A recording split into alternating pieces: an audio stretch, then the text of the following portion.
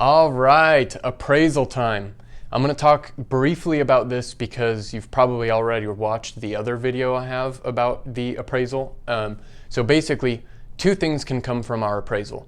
It comes in at value or above, or the second option, it comes in below value. By that I mean, let's use the example, you're buying a $700,000 house. The appraisal comes in at 700 or 720. It doesn't matter. If it comes in at or above 700, the price that you're paying for your home, then great.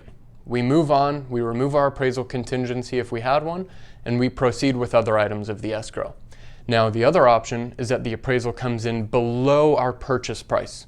So again, in this example, we're buying the home for $700,000. Let's say the appraisal comes in at $690.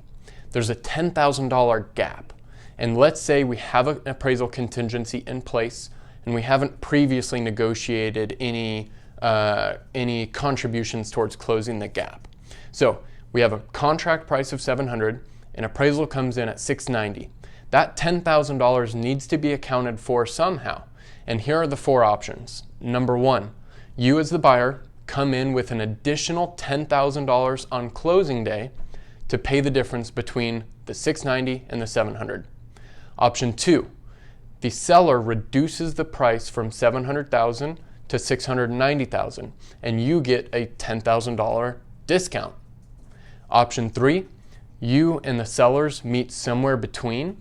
So maybe you come up with $5,000 and then the seller comes down in price $5,000 to close that $10,000 gap. And option four, you and the sellers cannot come to an agreement on how to close the gap, and you cancel the transaction and you walk away. You walk away with your earnest money deposit that you put up in the beginning of escrow, unless you waived your appraisal contingency. If you waived your appraisal contingency, you can still cancel and not buy the house, but you lose that earnest money deposit that you put up at the beginning of escrow. So those are the four options. Don't lose any sleep about the appraisal. Every home purchase that uses a loan requires an appraisal, and the best thing to do is just wait to get it back from the lender and see where it's at. So if you have any questions about this video, as always, call me. I'm here to help.